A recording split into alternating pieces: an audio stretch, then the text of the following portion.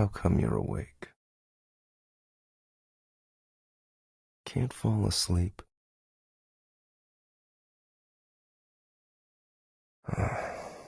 You're tossing about. Of course I can't sleep.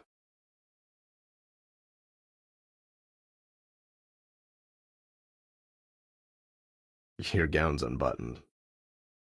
Like a little child.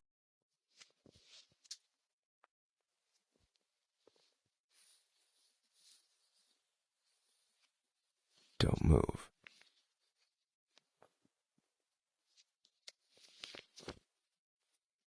There. Now I can't sleep either. Well, are you gonna make it up to me? If you behave and go to sleep now, that's all I want. Don't toss around. Would you like to do something? You want me to tell you a story? I've never told one before. Never mind. Since we're both awake, I can give it a try.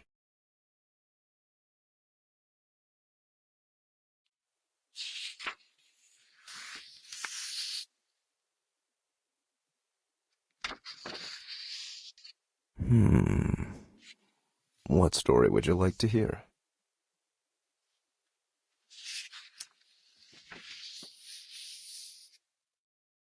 If anything will do, then let's start with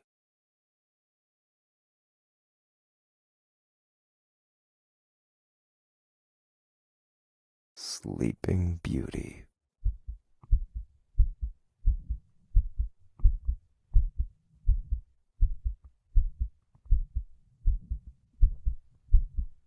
Why are you laughing? Stop laughing.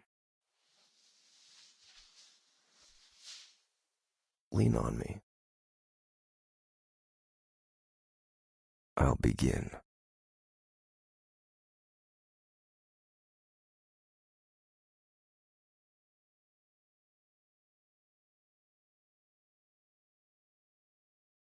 Once upon a time, there lived a king and queen who didn't have any children. They were very sad and very distressed.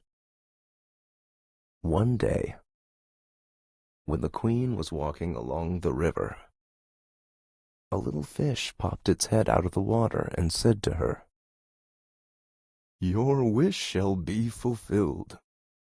You shall give birth to a daughter soon." After some time, that little fish's words came true. The queen had a very beautiful baby girl. The king was so happy that he decided to hold a grand feast. He invited his family, friends, and foreign guests. In addition, he also invited almost all the witches and allowed them to bestow good wishes upon his daughter.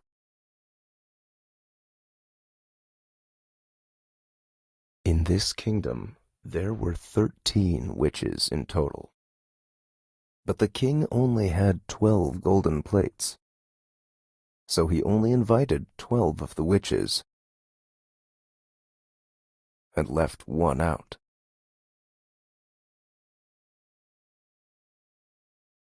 After the grand feast, all guests presented the little princess with their gifts. One witch gave her virtue, another beauty, a third riches, and so on. They gave her everything that anyone could wish for in the world. After the 11th witch blessed the princess, the 13th witch who had not been invited, arrived.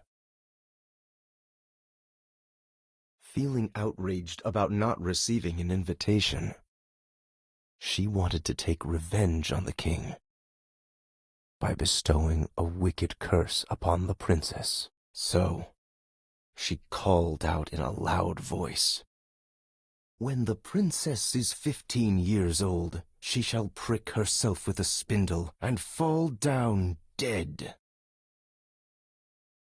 The guests were all horrified. But just then, the 12th witch, who had not yet bestowed her wish, stepped forward and said, "The wicked curse indeed shall be fulfilled, but the princess will survive. She shall not die, but instead shall fall into a deep sleep that will last 100 years.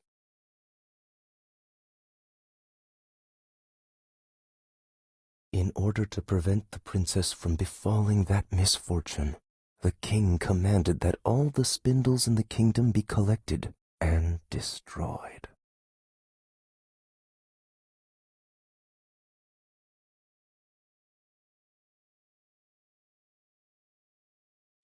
Huh? What is it? Are you uncomfortable?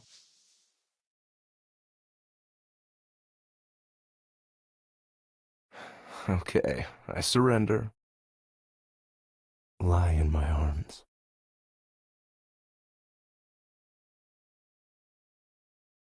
Don't toss around. If you still want to listen.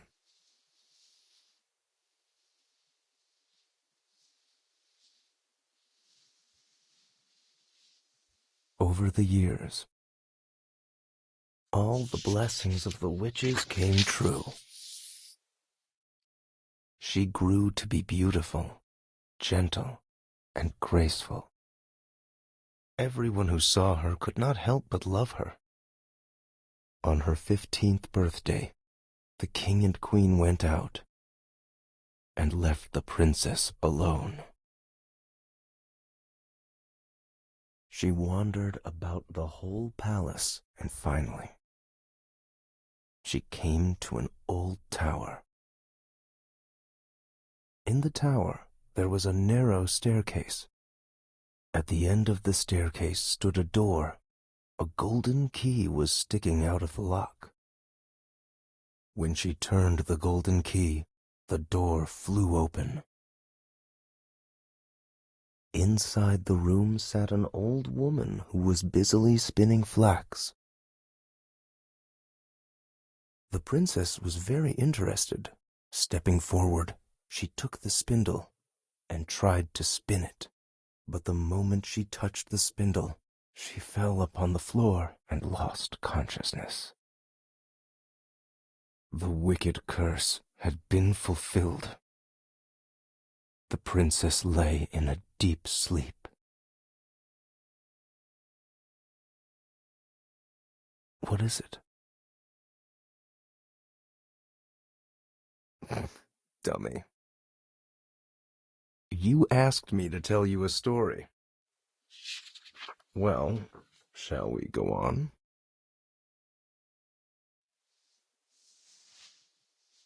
Come here.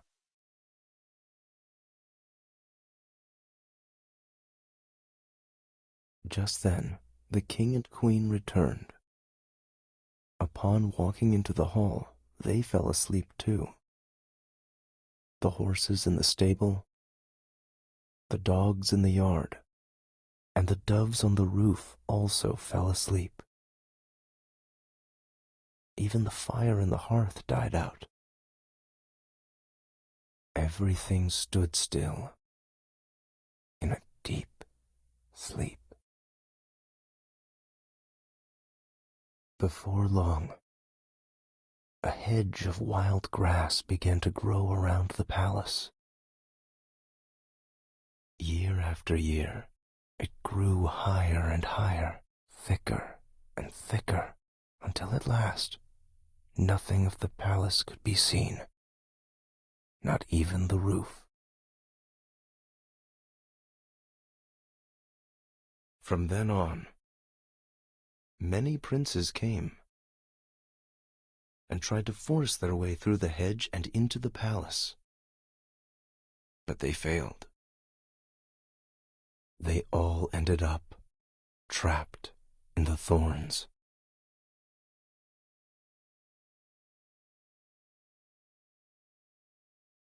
Many years had passed, until one day another prince came to the country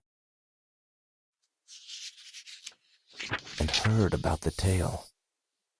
He had heard that there was once a beautiful palace, and that in the palace lived a beautiful princess who had been trapped in a deep sleep along with everyone else in the palace. He'd also heard that many princes had come in search of the palace and tried to make their way through the hedge, but they all failed. He was in awe of the tale of this beautiful princess, and although others had tried to persuade him to give up, the brave prince still insisted on going through the hedge. On the day when the 100 years had just ended, the prince stood outside the palace and saw the hedge was covered with beautiful flowers. He walked through the hedge easily as the shrubs made way for him. However, the shrubs secretly closed behind him. Finally, he arrived at the palace. In the courtyard, the prince saw the dogs lying asleep on the ground, the horses asleep in the stable, and the doves asleep on the roof with their heads tucked under their wings. He continued forward. All was so still that he could even hear his own breathing. At last, he reached the ancient tower and opened the door into the little room where the princess was. She lay sound asleep, looking so beautiful that he could not take his wide eyes off of her. As he looked at her, he could not help but bend down and kiss her. The kiss woke the princess up. She opened her eyes and stared at the prince affectionately. Then the prince took her into his arms and walked out of the tower. At that moment, the king and queen woke up too. So did everyone in the palace. They looked at each other with curious eyes, as if they didn't understand what had happened. The horses stood up and began swaying. The dogs jumped joyfully. The doves raised their heads, looked around, flapped their wings, and flew to the field. Everything was back to normal.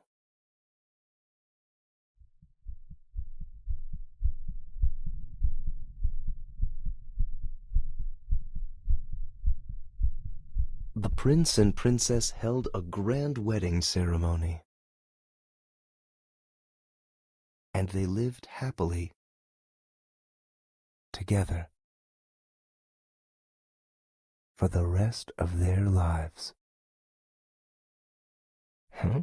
How do I feel about it?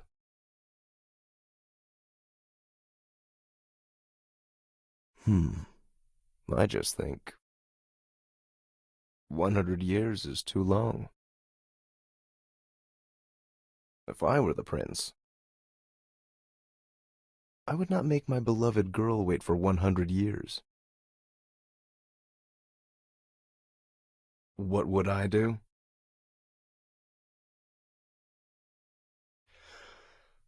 I would go to her immediately. Who is she? I can't think of anybody else except some dummy.